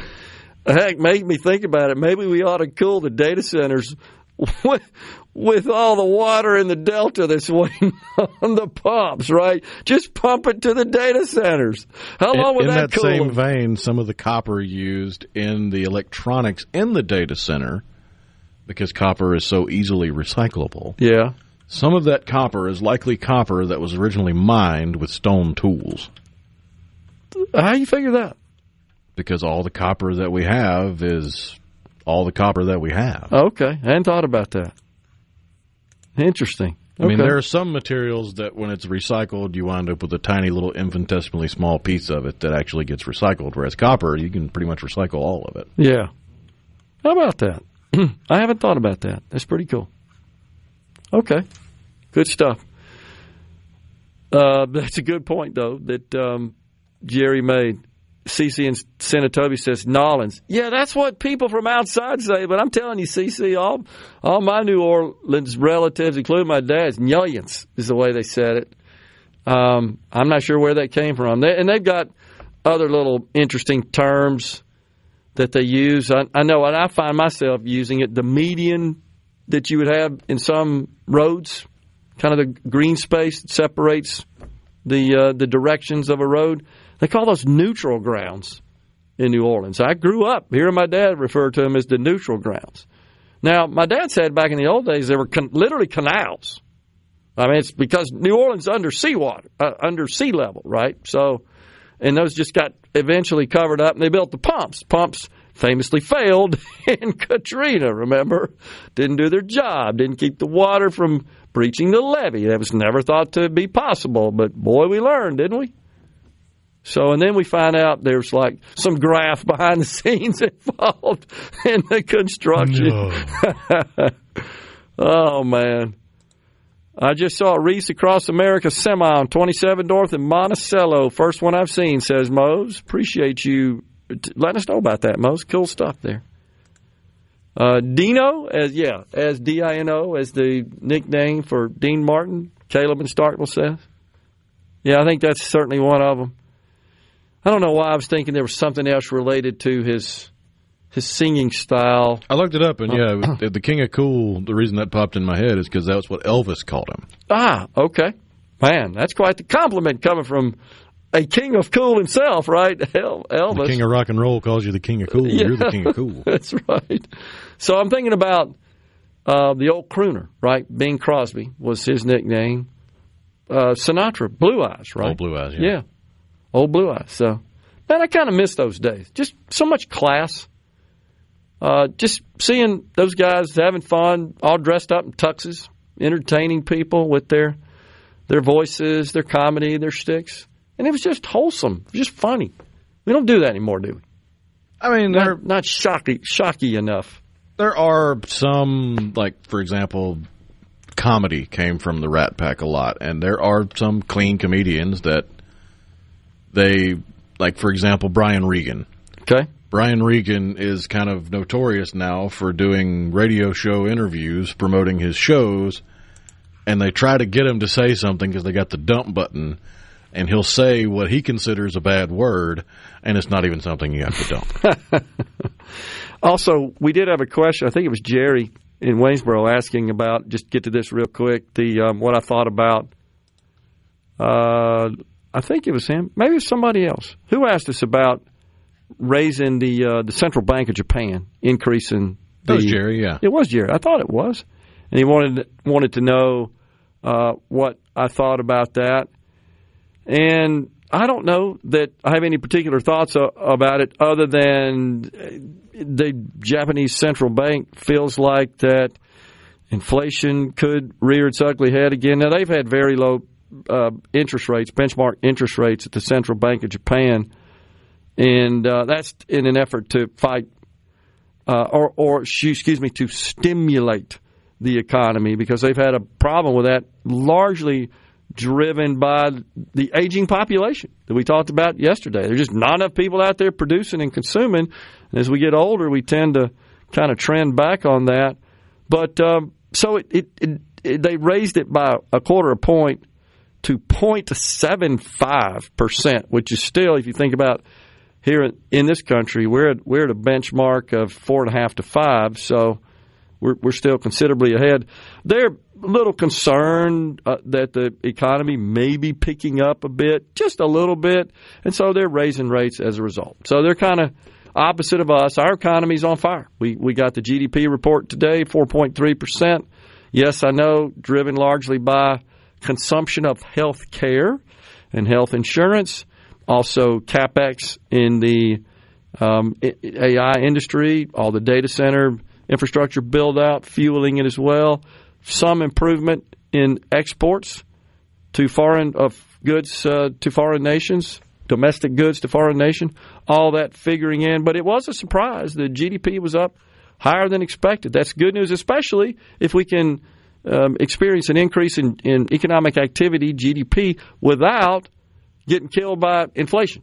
And that's what's happening. So that's a good thing. So this is something that the inner circle of the president, specifically his Council of Economic Advisors, his Treasury Secretary Scott Bessent, this is what they have been alerting us to. Even the Speaker of the House has been talking about that we've got positive days ahead in 26 as a result of the One Big Beautiful Bill Act also known as the Working Families Tax Act. And in fact, the Speaker of the House, he went to social media yesterday and he said, don't forget, coming up 2026 actually went into effect in 25.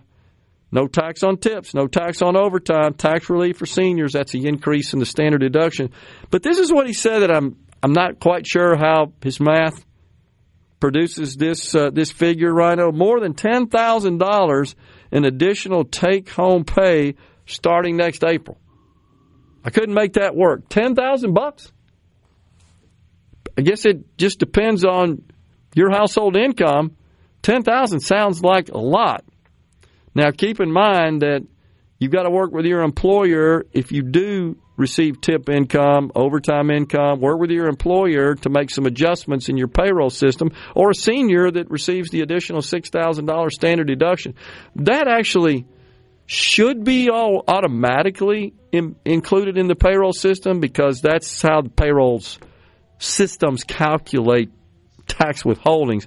The tips and overtime is a deduction.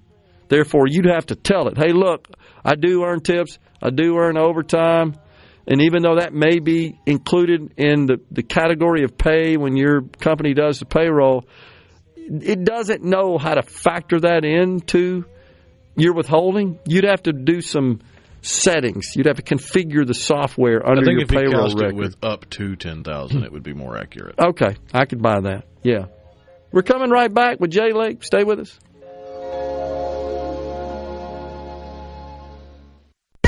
10 athletes.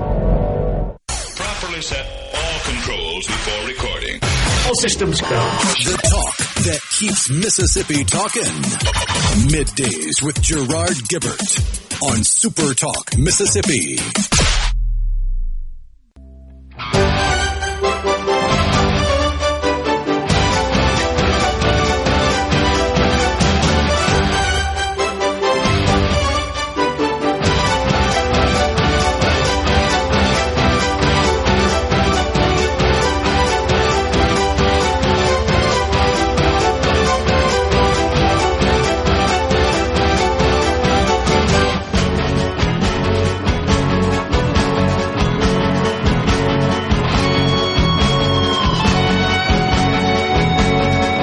Welcome back, everyone. It's Middays. This will be our final segment before Christmas. We got Jay Lake, owner Carter Jewelers, on the line now. All right, Jay, give us an update.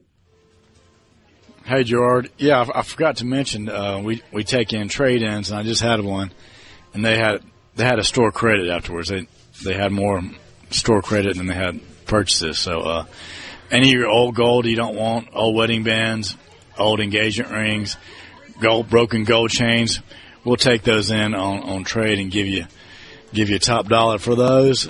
And if you have bad credit, no credit, you can get online, carterdiamonds.com, and get pre-approved on there on our website, which has lots of loose diamonds and wedding sets, all kinds of different jewelry on there if you want to check that out.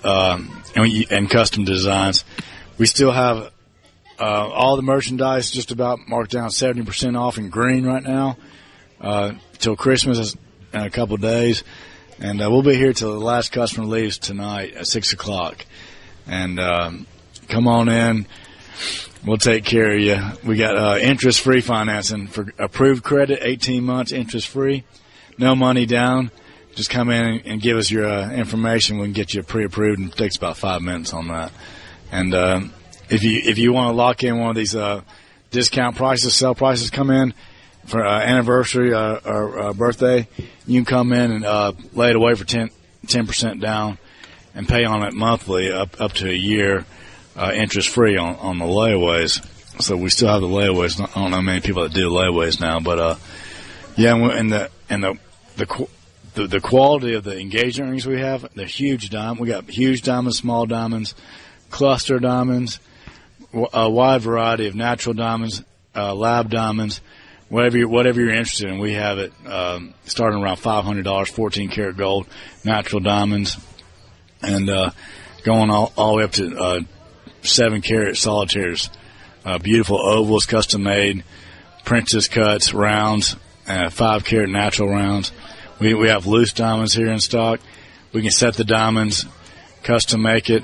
Our designer, they've won more design awards than any other manufacturer in the world out of California. Really good designers there. So, Jay, even though it's Christmas, you still sell a lot of wedding sets, don't you?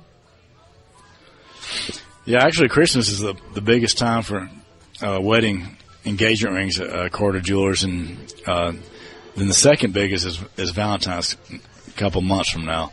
But yeah, Christmas is the biggest time to get engagement rings right now. Interesting. And you ought to, if you're looking to get, there's nothing better than marriage. So if you want to come in and we have the biggest selection, the best deals right now, come on in. And we're downtown Jackson, corner of High and State Street. We're also in Vicksburg, across from Kroger on the Pemberton Square in Vicksburg. They're good people over there. Ginger, they have they can get you pre-approved as well. They have they also have a jeweler that can size your jewelry. I'm not sure how long he takes. I think he takes about 2 weeks over there, and he can also do the length for watches if you need some watches. We're still doing that. We got our watch guys here today, so if you got a watch for Christmas, come in today, and he's here till about 3 o'clock today, and he can get you sized up and put a battery in or whatever you need. Gerard, gotcha. And pearls. I forgot about the pearls. A lot of people like pearls. Silver. We got lots of silver under $100. Lots of, we'll gift wrap it and everything. Put it in a nice box. We got a nice wooden box with our name on it, logo, and it's got leather with wood grain on the outside. Really nice boxes. Front door parking, downtown Jackson, corner of High and State Street. Come on, and we got marked down in green up to 70% off right now.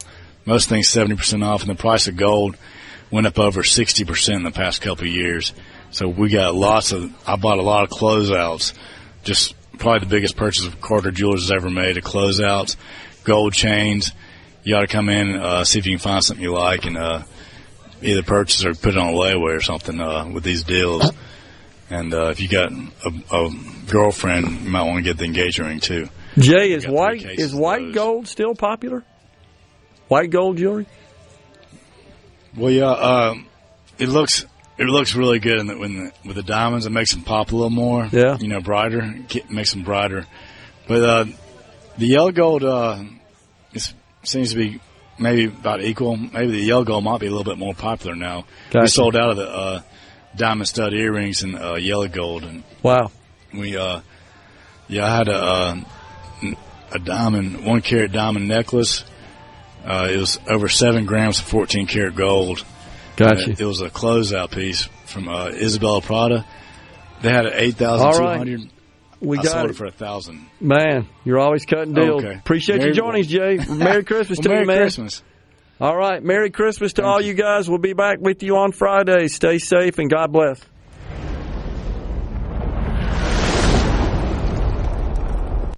A SuperTalk Mississippi media production.